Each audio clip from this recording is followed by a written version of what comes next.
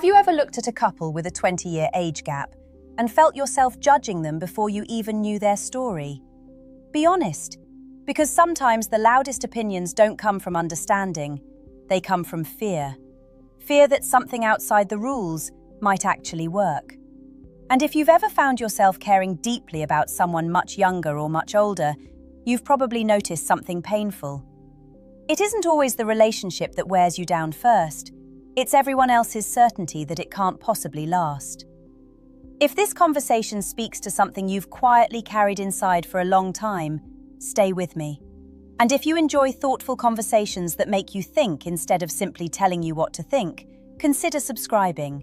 Not because you owe anyone your attention, but because some conversations deserve to continue long after the video ends. Now, I want you to forget everything you've heard for just a moment. Forget the jokes, forget the comments, forget the statistics people throw around without ever asking what those numbers actually mean. Instead, I want you to imagine a man sitting across from me. He's in his late 40s, successful enough, calm enough, the kind of man who doesn't need to raise his voice to be heard. But today, his hands won't stop moving. He keeps rubbing his wedding ring even though he isn't married, because he's thinking about her. She's 26, intelligent, curious, independent. She challenges him in ways nobody has for years. And yet, he isn't asking me how to make her love him. He's asking something much quieter. Am I ruining her future? That question stayed with me, not because I had an immediate answer, but because it revealed something most people never admit. Many men don't fear rejection nearly as much as they fear becoming the reason someone they love gets hurt. People often imagine older men pursuing younger women because they're avoiding maturity. Reality is usually more complicated than that. The healthiest age gap relationships I've seen didn't begin with someone searching for youth.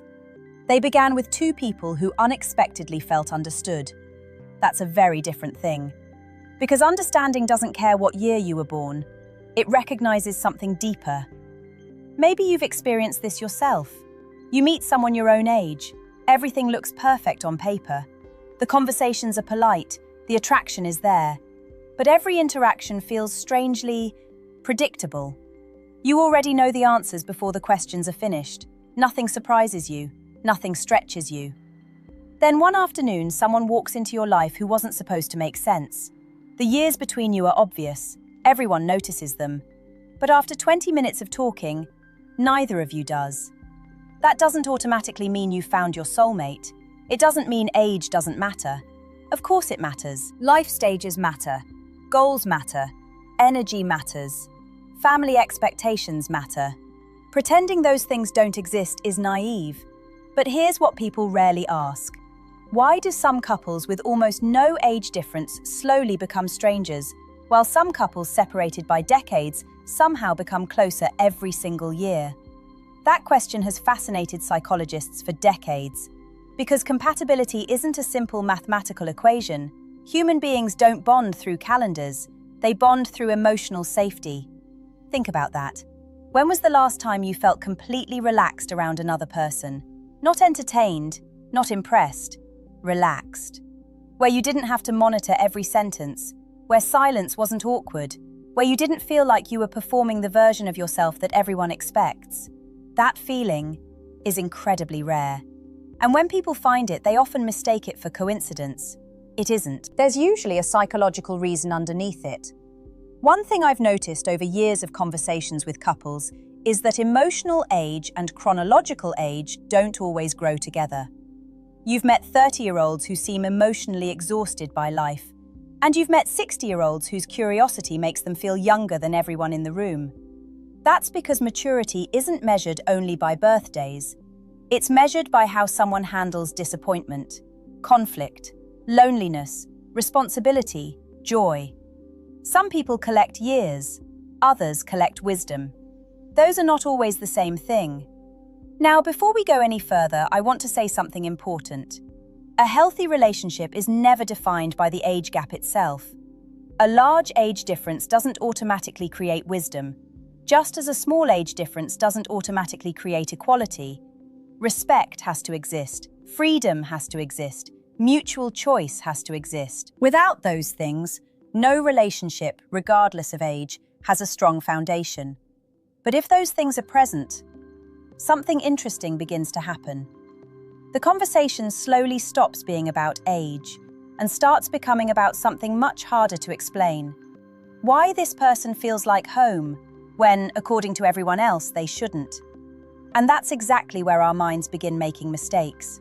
Because what looks unusual from the outside often feels surprisingly ordinary from the inside. Not magical, not perfect, just peaceful. And sometimes peace is the most confusing emotion of all. Because after spending years believing love should feel exciting, dramatic, uncertain, meeting someone who simply feels safe can almost seem suspicious. Your own heart begins asking, why does this feel so different? The answer might have far less to do with 20 years and far more to do with something neither of you has recognized yet. That something usually isn't attraction, at least not at first. People love to believe relationships begin because two people look at each other and instantly feel chemistry. Chemistry is real, but chemistry is also loud. What lasts for 20 years isn't loud, it's quiet. It's the feeling that you don't have to protect yourself every minute you're together. One man once described it to me in a way I never forgot. He said, "When I'm with her, I stop trying to be impressive." Read that again in your mind. Not happier, not more confident, not more successful, just no longer trying to be impressive. For a man, that's a surprisingly vulnerable sentence. Because from the time many boys become men, they're taught, sometimes directly, sometimes silently, that their value depends on what they provide, what they achieve, or how useful they are to everyone around them. So they perform, at work, with friends, even in relationships. They become the version of themselves they think people will admire. Eventually, they forget what it feels like to simply exist. Now imagine meeting someone who, instead of rewarding your performance, becomes curious about the person underneath it. That changes something deep inside the nervous system. Psychology has a word for this. We naturally lower our emotional defenses around people who consistently make us feel accepted without asking us to become someone else first. Notice I didn't say without growing. Healthy love still encourages growth. But there's a difference between growing because someone inspires you and changing because you're afraid they'll leave. Those are two completely different emotional experiences. This is one reason some age gap relationships surprise people. The older partner often isn't trying to compete anymore. He's already experienced enough victories and enough disappointments to realize that pretending eventually becomes exhausting. He's less interested in proving his worth, more interested in protecting his peace. The younger partner, on the other hand, may bring something equally valuable. Not youth itself, curiosity. She asks questions that haven't been asked in years. She notices things everyone else walks past. She laughs without calculating whether it's appropriate. She reminds him that life isn't only about responsibility, it's also about wonder. And here's where people misunderstand the dynamic. They assume one person gives while the other receives. Real relationships rarely work like that. The healthiest ones become an exchange. He offers steadiness. She offers freshness. He slows her racing thoughts. She wakes up parts of him that quietly fell asleep. Neither rescues the other. They simply reveal parts of each other that were already there. That doesn't erase the challenges. Let's not romanticize them. There will be moments when their differences become impossible to ignore. Friends may not understand. Family members may ask uncomfortable questions. Even strangers sometimes feel entitled to comment on a relationship that has absolutely nothing to do with them. At first, those opinions sting, especially if you're already questioning yourself. You begin wondering whether everyone else sees something you're missing. That's a heavy burden. Because doubt has an interesting habit. It borrows other people's voices until you mistake them for your own. You wake up one morning thinking, maybe they're right.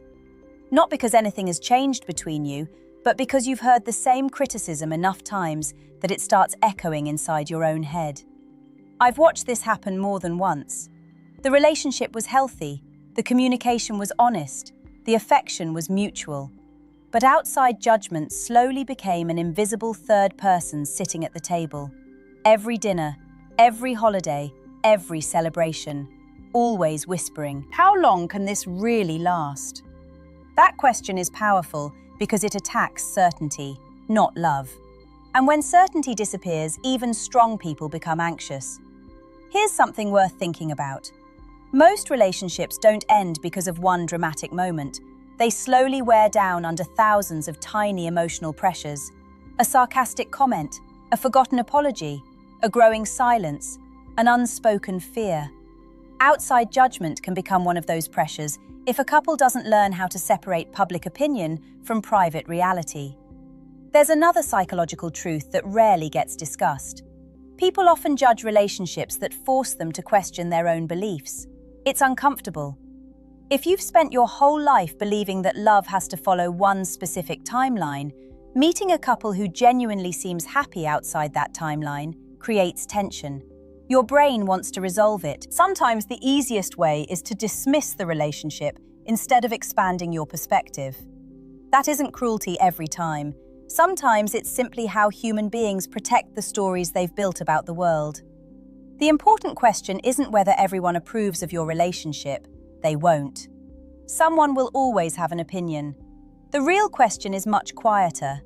When the room is empty, when the phones are off, when there's no audience to impress, how do the two of you make each other feel? Because that's where lasting relationships are built. Not in public approval, not in social media comments, not in proving anyone wrong, but in ordinary evenings, shared meals, long conversations after difficult days, the moments nobody else ever sees. Those invisible moments become the true foundation, and strangely enough, they're also where the biggest difference between attraction and lasting love begins to reveal itself. That fear isn't usually about the age gap, it's about time. Most men won't say it out loud. Instead, it slips into their thoughts late at night, when the house is quiet and there's nothing left to distract them. They look at the woman sleeping beside them and wonder, will I become a burden one day? Not because she has ever given them a reason to think that, but because love has a strange way of making us imagine losing the very thing we've just found. I've sat across from men who could negotiate million-dollar contracts without breaking a sweat. Men who had built businesses, raised children, survived divorces, buried parents. And yet, when they spoke about the woman they loved, their voices changed. They became softer, more uncertain. One man paused for a long time before saying something I'll never forget. "I don't worry that she'll stop loving me," he smiled sadly. "I worry that life will eventually make loving me too difficult." That sentence had almost nothing to do with confidence. It had everything to do with vulnerability. Because underneath every strong man is a quiet hope that the person who truly knows him will still choose him when things are no longer easy. The irony is that women often carry a different fear at the exact same time. While he's wondering if he'll become too old, she's wondering if people believe she's with him for the wrong reasons. She notices the glances in restaurants, the conversations that suddenly stop when they walk into a room, the polite smiles that somehow don't feel polite at all. Sometimes no one says anything, but silence can be surprisingly loud. She begins asking herself questions she never asked before. Do people think I'm pretending? Do they think my feelings aren't real? It's exhausting, not because strangers have power, but because nobody enjoys feeling misunderstood. This is where many couples accidentally drift apart, not because they stop loving each other, but because they stop talking about the fears they're carrying alone. He hides his insecurity because he wants to appear strong. She hides hers because she doesn't want him to feel guilty. So both of them smile. Both of them say they're fine. Both of them quietly protect the other, while unintentionally creating distance. Psychologically, this makes perfect sense. Human beings often protect relationships by hiding emotions they believe will create problems. But hidden emotions don't disappear. They simply become quieter, then heavier. Eventually, they begin showing up somewhere else, in small irritations, misunderstandings, unexpected arguments, long silences that seem to appear from nowhere. The argument isn't really about dirty dishes, or arriving home late, or forgetting a text message. It's about two people carrying invisible fears neither has put into words. One thing I've learned is this: emotional honesty rarely arrives dramatically. It usually begins with one simple sentence: "I'm afraid." Not, "You're wrong." Not, "You don't understand me." Just, "I'm afraid." Those 3 words change conversations. Because fear invites closeness, defensiveness creates distance. When a man quietly admits, "I'm afraid you'll eventually want a different life," he isn't becoming weak. He's allowing the woman beside him to love the real person instead of the confident mask. And when she says, "I'm afraid people will never understand us," she isn't asking him to solve the world. She's asking him to stand beside her inside it. That changes the emotional climate completely. Suddenly, they're no longer standing on opposite sides of the problem. They're standing together, looking at the same problem. That's one of the healthiest shifts any couple can make. Something else happens over time that people rarely expect. The outside noise gradually becomes quieter, not because people stop talking, some never do. It becomes quieter because the relationship develops its own emotional gravity. Think about couples who've been together for decades. They often have little rituals no one else understands, a certain look across the room, an inside joke repeated hundreds of times, the way one reaches for the other's hand without even thinking. These tiny habits become emotional anchors. They're reminders that the relationship isn't built on public opinion. It's built on thousands of ordinary moments shared in private. Those moments slowly create something stronger than excitement. They create belonging. And belonging is one of the deepest psychological needs any human being has. It's the feeling of hearing someone unlock the front door and knowing you found the place where you no longer have to explain who you are. Ironically, that's the point where age begins to matter less and character begins to matter more. Because every year that passes asks the same quiet question. Not, "How old are you now?" but, "Who are you becoming?" And that question has the power to strengthen a relationship or quietly reveal the cracks that were there all along. Here's something that almost no one talks about. Long-term love doesn't survive because 2 people stay exactly the same. It survives because they keep meeting each other again. That sounds simple. It isn't. Think about the man you were 10 years ago. Would you recognize him completely? Probably not. You've lost beliefs you once defended. You've gained scars you never expected. You've become quieter about some things and more passionate about others. Now imagine asking another human being to grow beside all of those changes. That's the real challenge, not the age difference, the willingness to keep discovering each other instead of assuming the story is already finished. I've watched couples with almost identical birthdays slowly become strangers because they stopped asking questions.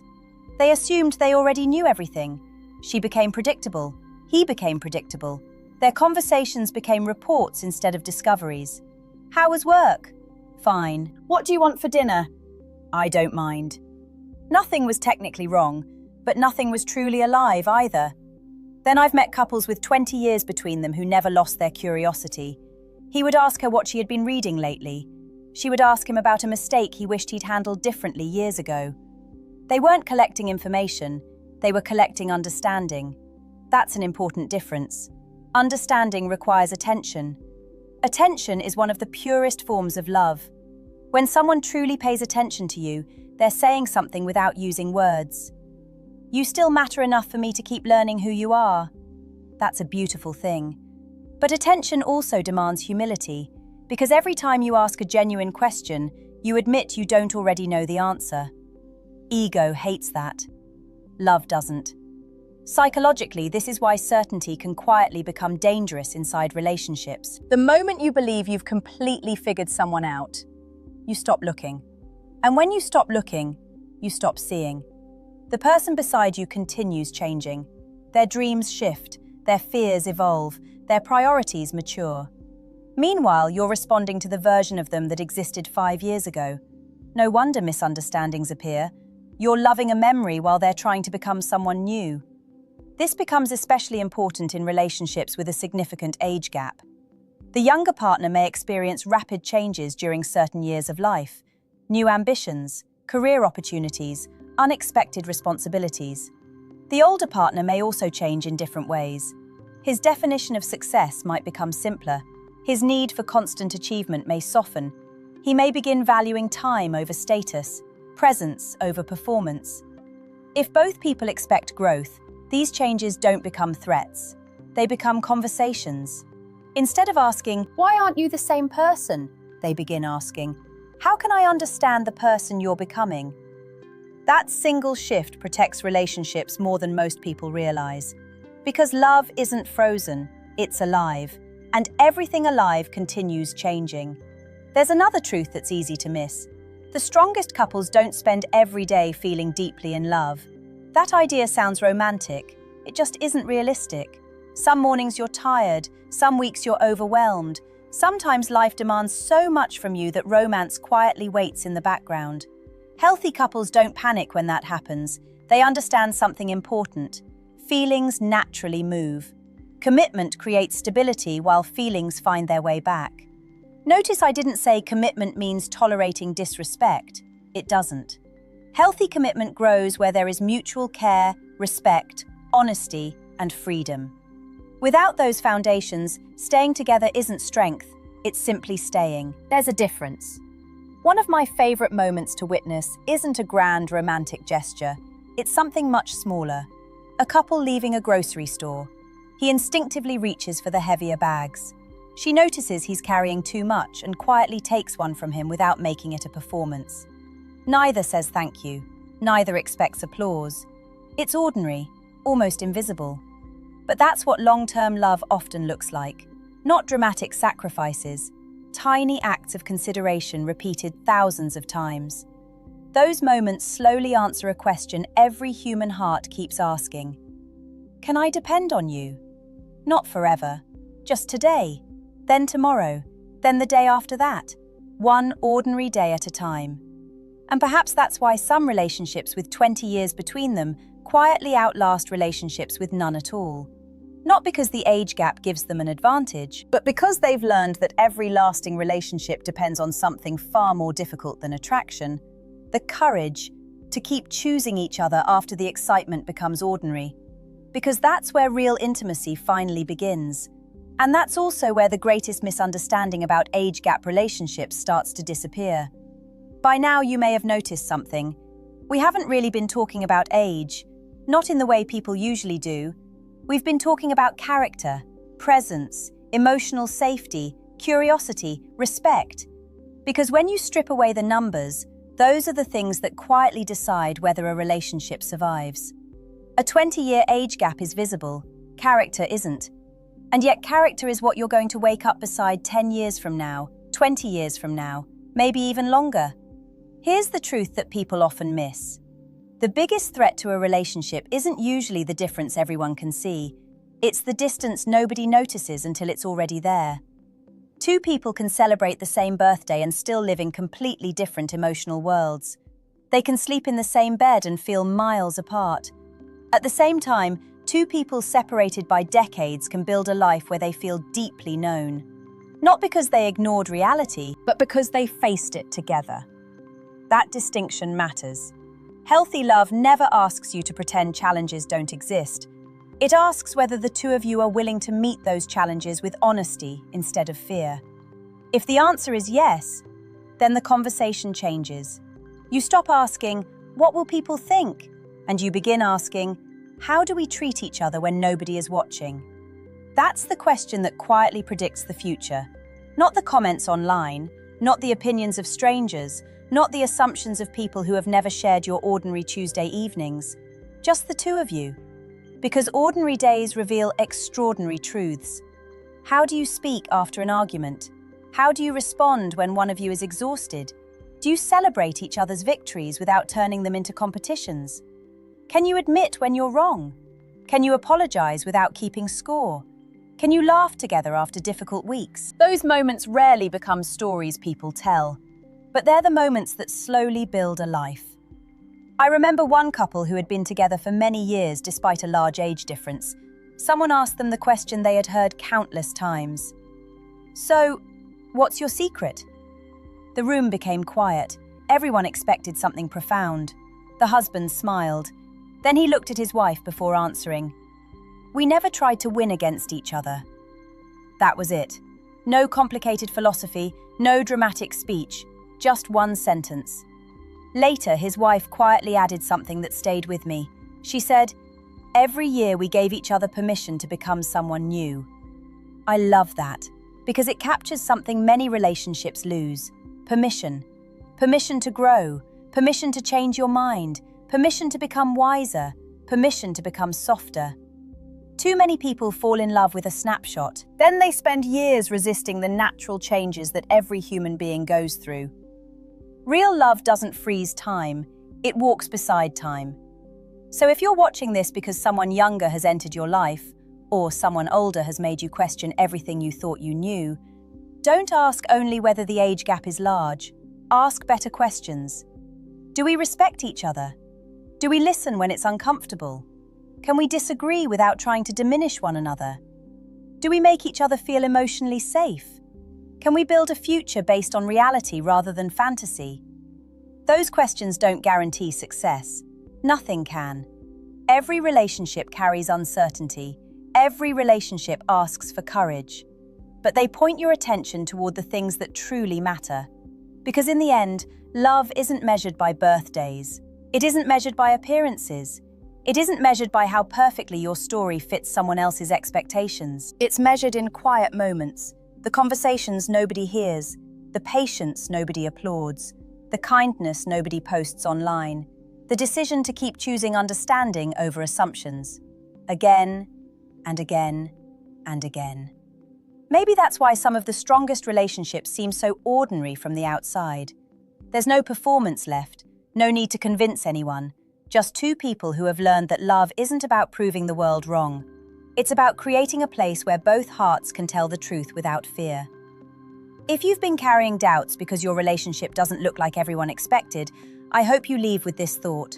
Don't let numbers make decisions that only character can make. The calendar can tell you how many years separate two people. It cannot tell you how deeply they understand each other. And sometimes, the greatest distance two people ever overcome has nothing to do with age at all. It has everything to do with finally finding someone who makes them feel understood.